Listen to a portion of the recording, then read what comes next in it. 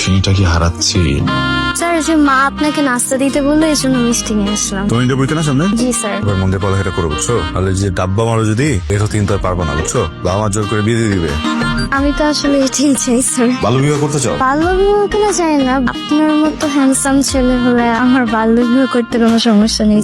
আমি কান বন্ধ করতো, এইভাবে কান বন্ধ করে কে শিখেছে? দুই হাতে কান বন্ধ করো, কথা শোনা যায়? শুনতে পাই না। লজ্জা, শরম, হায়া, আমি বলে কিছু আছে পৃথিবীতে? তোমার আপন ছোট ভাই এখানে বসা, তোমার সঙ্গে কি উল্টো পাল্টা কথা বলছো? কি বলছি স্যার, আমি তো সত্য কথা বলছি। এখন সত্য কথা বলা যদি আপনার কাছে অপরাধ মনে হয় তাহলে আমি এই অপরাধের অপরাধী। অপরাধী? তুমি তুমি তুমি তুমি আসলে আসলে অপরাধী তুমি, বুঝছো? তোমার নজরের সমস্যা আছে, তোমার চাহনিতে সমস্যা আছে। তুমি যেভাবে তাকাও, যেভাবে তুমি দৃষ্টি দাও, এটা তো দৃষ্টি না, এটা কুদৃষ্টি হয়ে যায়, বুঝতে পারছো? স্যার আপনি শুধু আমার চাহনি আর নজরটাই দেখলেন, আমার মনটা কিন্তু একবারও দেখলেন না। মাঝে মাঝে আমার কি মনে হয় স্যার জানেন, আমার মনটা খুলে আপনার পরের টেবিলের সামনে রেখে দিই। আমার মনে আপনি দেখতে পাবেন শুধু আপনার নাম, আপনি ছাড়া আর কোনো ছেলে। স্টুডেন্টরা না বই খুলে দেয়, খাতা খুলে দেয়, এটা কোন ধরনের আছে? এটা কথা বলছো তুমি একটা স্টুডেন্ট, তুমি বই খুলে দেখাও, খাতা খুলে দেখাও, কোথায় প্রবলেম আমাকে বলো। আমি তো টিচার মানুষ, আমি তোমাকে ওগুলো দেখাবো। স্যার আমি মনের খাতা খুলে আপনাকে দেখে। এগুলো পড়ার টেবিলে বলার কথা না, এগুলো আমার মতো একজন শিক্ষকের সাথে বলার কথা না। ওর নিয়ত ঠিক করতে হবে। স্যার বিয়ে করা নিয়ে কি খারাপ? অবশ্যই খারাপ না, সেটার সময় থাকে, সেটার জন্য উপযোগ্য পাত্র দরকার হয়। হ্যাঁ, তুমি যে জায়গায় এটা চেষ্টা করছো, যে সব কথা বলছো, এটা খারাপ। স্যার আপনি তো আমার উপযুক্ত পাত্র। আস্তাগফিরুল্লাহ না স্যার, এসব ব্যাপারে আলহামদুলিল্লাহ বলতে হয়। কোন ব্যাপারে? বিয়ের ব্যাপারে নাউজুবিল্লাহ। নাউজুবিল্লাহ না স্যার, আলহামদুলিল্লাহ বলবো।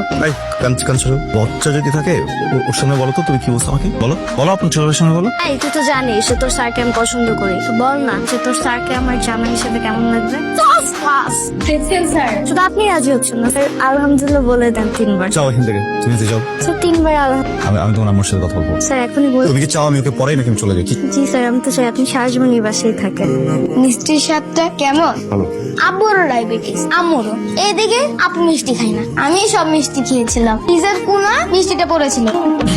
আপু যখন ফ্রিজ পরিষ্কার করতে গিয়েছিল তখন কুনায় মিষ্টিটা পেয়েছিল। 1 মাস ধরে কুনায় পড়ে আছে। নাস্তা কেমন ছিল? তোমার জন্য স্পেশালি আজকে স্যান্ডউইচটা আনিয়েছিলাম, ভেলভেট বাইক থেকে আনিয়েছি। Thank you aunty. হ্যাঁ থ্যাংক ইউ আন্টি। বাবা তুমি ওই রুমে যাও, যে খেলা করো। কি বললা যদি একটু আগে? Thank you aunty. হ্যাঁ সরি সরি ভাবি। হ্যাঁ আপা পা পা পা আমার কি নাম নেই? আছে তো, তো আমাদের মা। আমার বয়স কি খুব বেশি মনে হয় তোমার? আর্লি ম্যারেজ হয়েছে। দেখে দেখে বুঝে যায় 13-14 বছর বয়সে ভালো বিবাহ হয়েছে। না না না না 13-14 না, 16তে, এক্স্যাক্টলি 16তে বিয়ে করেছিলাম। তোমার সাপোর্ট লাগবে আমার। কোনো প্রবলেম নেই, আমি তো শিক্ষক, আমার কাজে আমার স্টুডেন্টদের মেন্টালি সাপোর্ট করা। Thank you so much. আচ্ছা শোনো না, তোমার ফিসটা। Thank you. থ্যাংক ইউ কিভাবে বলে? কিভাবে বলে? হাতটা দাও। দাও না, এবার বলো থ্যাংক ইউ। তুমি তো কাঁপছো কেন?